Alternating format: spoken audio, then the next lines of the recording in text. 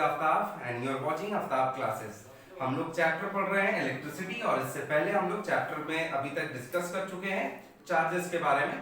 तो आज हम लोग पढ़ने वाले कंडक्टर और इंसुलेटर। ये भी चार्जेस बेस्ड टॉपिक है, तो आपको अगर इस कंडक्टर और इंसुलेटर जैसे टॉपिक को समझना है तो आप जाके पहले मेरा पिछला वीडियो देख लीजिए जहां पे हम लोग चार्जेस के बारे में डिस्कस किए हैं। समझ रहे हैं आप ये बात? और जो भी क्वेश्चन आता है उसको आप यहाँ कमेंट में पूछ सकते हैं। आज हम लोग स्टार्ट करने वाले हैं कंडक्टर और इंसुलेटर। तो चलिए स्टार्ट करते हैं। कंडक्टर, सबसे पहला क्वेश्चन आता है what is conductor, what is insulator. Basic life का हम लोग जानते हैं, जो इलेक्ट्रिसिटी कंडक्ट कर रहा है उसको कंडक्टर कहते हैं, जो इलेक्ट्रिसिटी नहीं कंडक्ट करता है उसको हम लोग इंसुलेटर्स कहते हैं। कंडक्टर का अगर आप डेफिनेशन देखते हैं तो क्या है? Substance which allow charges to flow within them are called conductors. वो सब्सटेंस जो चार्जेस को फ्लो करने देता है, जो चार्जेस को फ्रीली मूव करने देता है अपने अंदर, वैसे सब्सटेंस को हम लोग कंडक्टर कहते हैं। और ठीक इसका अपोजिट है insulator, substance which do not allow charges to move freely within them. वो सब्सटेंस जो चार्जेस को अपने अंदर फ्रीली मूव नहीं करने देता है, वैसे सब्सटेंस को हम लोग इंसुलेटर्स कहते हैं। दोनों ही बहुत इंपॉर्टेंट है, दोनों इक्वली इंपॉर्टेंस रखता है। अगर कुछ एग्जांपल्स देखिए कंडक्टर का, तो कंडक्टर आप जानते हैं जितना भी मेटल्स होता है, सारे के सारे मेटल्स होते हैं वो कंडक्टर्स होते हैं। चाहे मेटल्स हो या फिर एलॉयज ऑफ मेटल्स, लाइक आप बोल सकते हैं नाइट्रोम वायर हो गया, वो आपको एलॉयज ऑफ मेटल है, वो भी कंडक्टर है। हाँ, इसका कंडक्टिविटी मेटल्स का ज्यादा होता है, एलॉयज का कंडक्टिविटी थोड़ा कम होता है। कंडक्टिविटी पे भी हम लोग आएंगे। इंसुलेटर्स की बात करें तो जो भी सब्सटेंस जैसे कि पेपर, प्लास्टिक, माइका, वुड, ये सारी चीजें जो है वो आपको जाकर इंसुलेटर्स में आता है। अब क्वेश्चन आता है what is the basic difference between the conductor and insulator. तो हम लोग ये समझने की कोशिश करते हैं कि what is the basic difference between the conductor and insulator. ये समझने के लिए हम लोग इसके फिगर से आपको समझा पाएंगे, इसको बेहतर हम लोग समझ पाएंगे। तो जरा समझने की कोशिश करिएगा। ये हम अभी एक ड्रॉ कर रहे हैं कंडक्टर। ये क्या ड्रॉ कर रहे हैं? कंडक्टर। कंडक्टर में आपको चार्जेस अवेलेबल होगा। किस तरीके से चार्जेस रह सकता है, हम लोग पहले भी बोल चुके हैं इस बात को आपको कि चार्जेस जो होता है वो किसी भी चीज के, किसी भी सब्सटेंस के अंदर न्यूक्लियस एटम्स के रूप में है। एटम्स के अंदर प्रोटॉन जो है न्यूक्लियस के अंदर फिक्स होता है और इलेक्ट्रॉन उसके चारों तरफ रिवॉल्व कर रहे होते हैं। समझ रहे हैं आपकी बात है? तो हम यहाँ पे आपको जाकर पॉजिटिव और नेगेटिव चार्जेस ड्रॉ करके दिखाने वाले हैं, उसके बेसिस पर आप समझेंगे। देखिए जैसे कि आपको जाकर इसमें पॉजिटिव, जो कंडक्टर है उसमें पॉजिटिव नेगेटिव दोनों है, आपको जाकर दोनों इक्वल अमाउंट पे होता है, इसलिए अभी ये इलेक्ट्रिकली न्यूट्रल भी है। जबकि अगर हम लोग बात करें तो इसमें जो प्रोटॉन है वो, ये जो प्रोटॉन है वो न्यूक्लियस के अंदर होता है। प्रोटॉन या पॉजिटिव चार्जेस की बात करें तो ये न्यूक्लियस के अंदर होता है और ये कैसा होता है? ये फिक्स्ड होता है। वही अगर इंसुलेटर को भी अगर हम लोग ड्रॉ करके देखते हैं तो चलिए सेम तरीके से इंसुलेटर भी आप समझ सकते हैं। जैसे कि देखिए इंसुलेटर ड्रॉ कर रहे हैं, तो इंसुलेटर में हम ड्रॉ कर रहे हैं पॉजिटिव नेगेटिव दोनों चार्जेस इसके अंदर भी ड्रॉ करने वाले।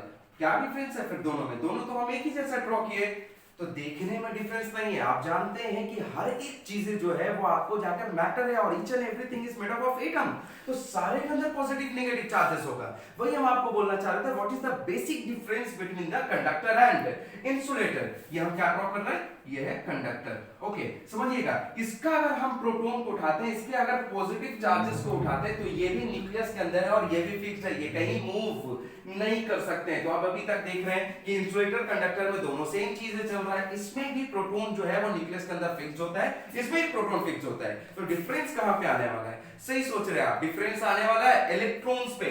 अगर आप इलेक्ट्रॉन्स की बात करें कंडक्टर में, तो इसमें जो इलेक्ट्रॉन्स होता है वो फ्री टू मूव होता है। समझ रहे हैं बात? इसमें फ्री टू मूव रहता है, ये मूव कर सकता है। इसको आप और इजी टर्म्स में लिखा रहेगा it has free electrons in it.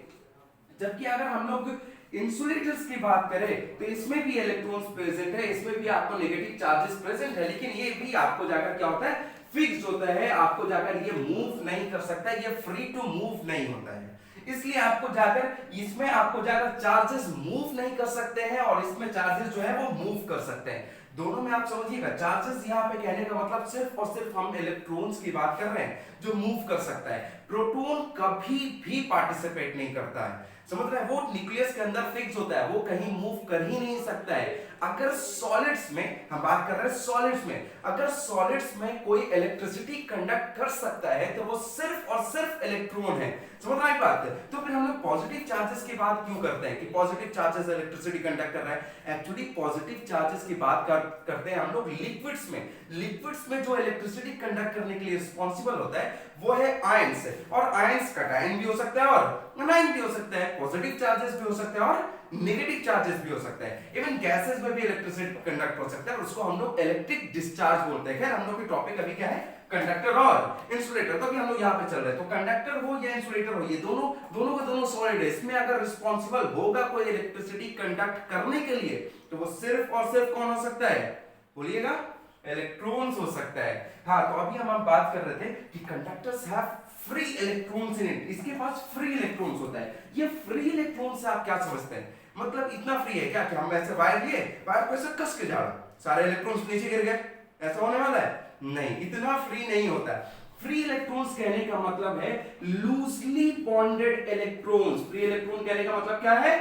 Loosely bonded electrons, मतलब कि जो भी इलेक्ट्रॉन जो ऑटरमोस्ट शेल में इलेक्ट्रॉन होता है, जो ऑटरमोस्ट ऑर्बिट के जो इलेक्ट्रॉन होते हैं उस पे न्यूक्लियस जो है वो आपको जाकर उतना ज्यादा फोर्स नहीं लगा पाता है, तो वो आपको, उसी को हम लोग लूजली बॉन्डेड इलेक्ट्रॉन्स बोलते हैं। वो थोड़ा सा भी एनर्जी अगर उसको मिलता है तो उसको गेन करके वो आपको जाकर एक शेल से दूसरे शेल में, एक एटम से दूसरे एटम में वो ट्रांसफर होने लग जाता है। And this is how electricity is conducted. और इसी तरीके से चार्जेस फ्लो करता है और हम लोग बोलते हैं कि करंट इलेक्ट्रिसिटी आ गया।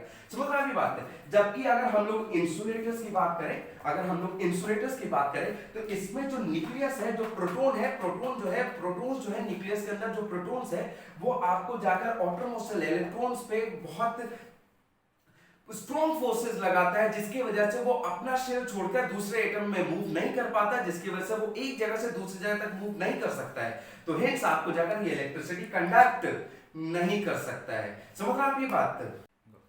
हाँ, तो समझ रहे हैं ना आप? ये लूजली बॉन्डेड होता है इसलिए इसमें कंडक्ट कर पाता है, जबकि इसमें फोर्सेस जो होता है बहुत स्ट्रॉन्ग होता है, इसलिए आपको जाकर इलेक्ट्रॉन फ्री नहीं होता मूव करने के लिए, मूव नहीं कर पाता है। इसका एग्जांपल आप लोग देखे होंगे कैसे कंडक्ट कर सकता है हम लोग, जैसे कि आपको जाकर मान लिया ये स्केल लेते हैं या फिर मार्कर लिया, इसको अगर आप ऐसे ड्राई एयर पे रब करते हैं या फिर अपने शर्ट पे या जैकेट पे रब करते हैं और उसको छोटे छोटे पेपर्स के पास लेके जाते हो, ये क्या होने लगता है? ये पेपर्स को अट्रैक्ट कर लेता है। समझ रहे हैं आप? याद, ये एक्सपेरिमेंट आप पहले किए होंगे, ये अट्रैक्ट करने लग जाता है। वहीं अगर आप एक कॉपर वायर ले और कॉपर वायर को लेने के बाद उसको फिर वही सेम हेयर में ऐसे रब करके देखिए या फिर अपने जैकेट में रब करके देखिए, तो आप देखिएगा कि इसके ऊपर, आपके ऊपर, उसके बाद ये पेपर के पास ले जाइएगा, देखिएगा अट्रैक्ट नहीं कर रहा है। ये अगर आप अभी आप देख रहे थे, ये जो मार्कर था ये पेपर को अट्रैक्ट कर पा रहा था, जबकि वही कॉपर वायर अगर हम लिए वो इसको, जो पेपर को अट्रैक्ट नहीं कर पा रहा है। क्यों नहीं कर पा रहा है? क्योंकि ये जो है ना, ये जो मार्कर है, ये प्लास्टिक है और ये किस में आता है? ये इंसुलेटर्स में आता है। अभी जो हम लोग क्या किए, चार्जिंग बाय रबिंग का एक एग्जांपल लिए, इसको रब किए जिससे वजह से ये चार्ज हो गया होगा। तो ये चार्ज आया तो क्या होगा? ये चार्जेस आके जहां पे हम रब कर रहे थे, चार्जेस वहीं पे एक्युमुलेट कर गया है, वहीं पे जमा हो गया है।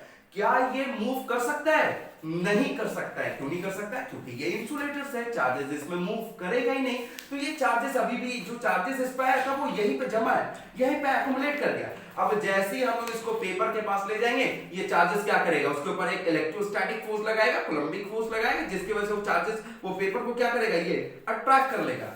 ऑन द अदर हैंड, अगर आप यही एक्सपेरिमेंट अगर कॉपर वायर के साथ कर रहे थे, तो कॉपर वायर क्या है? कंडक्टर में आता है। कॉपर वायर कंडक्टर है। तो जैसे ही आप उसको पेपर, जैसे आप ऐसे रख किए या फिर आपने ड्राई एयर पे ऐसे रख किए, तो आप देखिए इसके ऊपर भी चार्ज आना चाहिए था, क्योंकि अभी चार्जिंग बाय रबिंग का केस है, चार्ज आया था, इसके ऊपर भी चार्ज आया था, बट ये पेपर को क्यों नहीं अट्रैक्ट किया?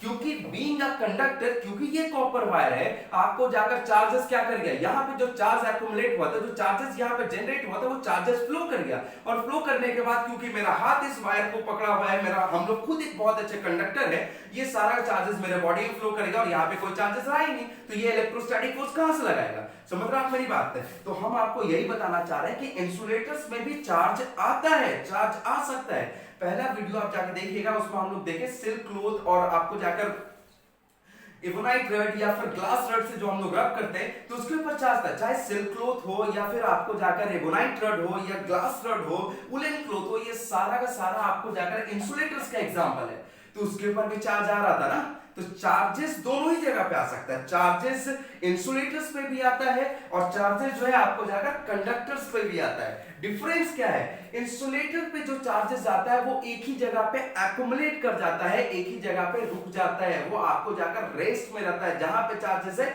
वहीं पे रहता है। जबकि अगर हम लोग बात करें कंडक्टर का, तो जैसे ही इस पे चार्जेस आता है, कंडक्टर में चार्जेस क्या कर जाता है, फ्लो कर जाता है। और on the basis of this property कि आपको जाकर चार्जेस किस में रेस्ट में रह रहे हैं और किस में आपको जाकर चार्जेस फ्लो कर रहा है, हम लोग इलेक्ट्रिसिटी को भी दो पार्ट में डिवाइड करते हैं। समझ रहे हैं बात, हम लोग इलेक्ट्रिसिटी को भी कितने पार्ट में डिवाइड करते हैं, दो पार्ट में डिवाइड करते हैं। समझ रहे हैं, कौन कौन सा दो पार्ट में डिवाइड करते हैं, आप सुने होंगे, एक होता है इलेक्ट्रोस्टैट, स्टैटिक इलेक्ट्रिसिटी, और दूसरा होता है करंट इलेक्ट्रिसिटी। चलिए आप बात जरा समझिएगा, करंट का मतलब तो आपको जानते ही है, करंट का मतलब होता है फ्लो, मतलब जिस पे चार्जेस फ्लो कर रहा हो वो उस इलेक्ट्रिसिटी को हम लोग क्या बोलते हैं, करंट इलेक्ट्रिसिटी। समझ रहे हैं बात, तो आपको जाकर करंट इलेक्ट्रिसिटी सिर्फ कहां देखने को मिलना है हम लोगों को, ये सिर्फ और सिर्फ हम लोगों को कंडक्टर्स में देखने को मिलना है, क्योंकि इसी में इलेक्ट्रॉन्स फ्लो कर सकता है। करंट का मतलब तो समझते हैं ना, वाटर करंट, पानी जो बह रहा है, एयर करंट, समझ रहे हैं, जहां भी कोई चीजें फ्लो करता है उसको हम लोग करंट कहते हैं। तो यहाँ पे चार्जेस फ्लो कर रहा है, इसलिए हम लोग इसको करंट इलेक्ट्रिसिटी के नाम से जानते हैं। करंट का मतलब समझ रहे हैं ना, जो भी चीजें फ्लो करता है उसको हम लोग करंट बोलते हैं। तो जिसमें चार्जेस फ्लो कर रहा हो तो flow of current, flow of charges को हम लोग क्या बोलते हैं, इलेक्ट्रिक करंट बोलते हैं। समझ रहे हैं बात, और जहां पे चार्जेस रेस्ट में रहता हो, जिसपे चार्जेस किस में रहता हो, रेस्ट में रहता हो, रेस्ट को हम लोग और क्या बोलते हैं, स्टैटिक। स्टैटिक का मतलब भी रेस्ट होता होगा, आप लोग प्रीवियस क्लासेस में इस ऐसे वर्ड को यूज किए, जैसे कि आपको जाकर स्टैटिक फ्रिक्शन, काइनेटिक फ्रिक्शन, समझ रहा है बात है। खैर वो हम फ्रिक्शन नहीं देख रहे हैं, हम लोग देख रहे हैं रेस्ट और स्टैटिक की बात कर रहे हैं। तो जिसमें चार्जेस रेस्ट में रहता हो, स्टैटिक हो, एक ही स्टेट में रहता हो, एक ही जगह पे एक्युमुलेट कर जाता हो, उसको हम लोग बोलते हैं। वैसे उसको हम लोग, ये वो सिर्फ किस में रह सकता है, वो रह सकता है इंसुलेटर्स में। और आपको जाकर जो चार्जेस रेस्ट में रहता है उसको हम लोग स्टैटिक इलेक्ट्रिसिटी में पढ़ते हैं। किस में पढ़ते हैं, स्टैटिक इलेक्ट्रिसिटी, या फिर इसका एक और नाम होता है इलेक्ट्रोस्टैट, इलेक्ट्रोस्टैट, समझ रहे हैं बात, या इलेक्ट्रोस्टैटिक भी कहते हैं। जबकि अगर हम लोग बात करें कंडक्टर का, तो कंडक्टर में जो चार्जेस होता है वो फ्लो करता है, और जहां पे भी फ्लो कर रहा है उसको हम लोग करंट बोलते हैं। इसलिए इसमें जो हम लोग पढ़ने वाले हैं, करंट जहां पे भी चार्जेस फ्लो करेगा उसको हम लोग रखेंगे करंट इलेक्ट्रिसिटी में। इस बेसिस पे इलेक्ट्रिसिटी को हम लोग दो टाइप में डिवाइड किया, करंट इलेक्ट्रिसिटी और स्टैटिक इलेक्ट्रिसिटी। समझ रहे हैं ये बात, तो देखिए करंट इलेक्ट्रिसिटी सिर्फ और सिर्फ कहां हो सकता है, वो कंडक्टर में हो सकता है। क्यों, ऑब्वियस सी बात है ना, करंट इलेक्ट्रिसिटी मतलब फ्लो करना है। फ्लो किस में कर सकता है, चार्जेस किस में कर सकता है, कंडक्टर में। बिल्कुल सही आप जा रहे हैं, किसमें फ्लो कर सकता है, कंडक्टर में फ्लो कर सकता है। तो फिर करंट इलेक्ट्रिसिटी जब भी होगा वो कहां होने वाला है, आपको जाकर कंडक्टर में होने वाला है। जबकि अगर हम लोग इलेक्ट्रोस्टैटिक की बात करें, स्टैटिक इलेक्ट्रिसिटी की बात करें, तो स्टैटिक इलेक्ट्रिसिटी हमेशा सिर्फ और सिर्फ कहां देखने को मिलेगा, वो हम लोग को मिलेगा सिर्फ और सिर्फ इंसुलेटर्स में देखने को मिलेगा। तो कंडक्टर में जो इलेक्ट्रिसिटी हम लोग देखते हैं उसको करंट इलेक्ट्रिसिटी बोलते हैं, और जो आपको जाकर इंसुलेटर्स में जो इलेक्ट्रिसिटी देखते हैं उसको हम लोग स्टैटिक इलेक्ट्रिसिटी देखते हैं। ये आपको क्लास 10 पर हम लोग पढ़ना है, ये जाके आप हायर क्लासेस में इसको भी आप स्टडी करिएगा। बट कुछ एग्जांपल्स इसका देख लेते हैं। एग्जांपल को आप देख ही सकते हैं कि आपको जाकर स्टैटिक इलेक्ट्रिसिटी या इलेक्ट्रोस्टैटिक जो है वो कहां देखने को मिलता है, जैसे बताइएगा, एवोनाइट रड, सिल्क क्लॉथ, समझ रहे हैं बात, ग्लास रड, वुलन क्लॉथ, या फिर और डेली लाइफ एग्जांपल एक आध दो एग्जांपल आपके मन में ऐसा कुछ आ रहा है, नहीं आ रहा। देखिए थंडर जो होता है वो भी क्या है, स्टैटिक इलेक्ट्रिसिटी है, उसमें भी चार्जेस जो है एक ही जगह पे एक्युमुलेट कर जाता है। जो आपको जाकर एक क्लॉट दूसरे क्लॉट के ऊपर से पास कर रहा था, रब हुआ, उसमें चार्ज जनरेट हुआ, इलेक्ट्रिक डिस्चार्ज की वजह से आपको जाकर वो चार्जेस नीचे गिर जाता है। जो भी एग्जांपल किसका है, स्टैटिक इलेक्ट्रिसिटी का है। और आपसे अगर हम पूछे करंट इलेक्ट्रिसिटी का एग्जांपल कौन सा है, तो सर आपके घर में जो इलेक्ट्रिसिटी आता है, जो भी आप डेली लाइफ में इलेक्ट्रिसिटी यूज कर रहे हैं, वो किसका एग्जांपल है, करंट इलेक्ट्रिसिटी का एग्जांपल है। तो कंडक्टर और इंसुलेटर्स में इतना ही। अगर आपको अभी भी इसमें कोई डाउट है, क्वेश्चन है, तो आप नीचे कमेंट में लिख सकते हैं, आप हमको मेल कर सकते हैं, मेरा ईमेल आईडी बायो में है। और फिर लाइक करें, शेयर करें, और अगले वीडियो के लिए आप इंतजार करें। नेक्स्ट टॉपिक हम लोग पढ़ने वाले हैं electric potential, potential difference, least count, बहुत सारी चीजें आने वाले हैं। तब तक के लिए ठीक है, मिलते हैं आज की सभा यहीं तक, फिर मिलेंगे आप लोग से, तब तक के लिए बढ़िया।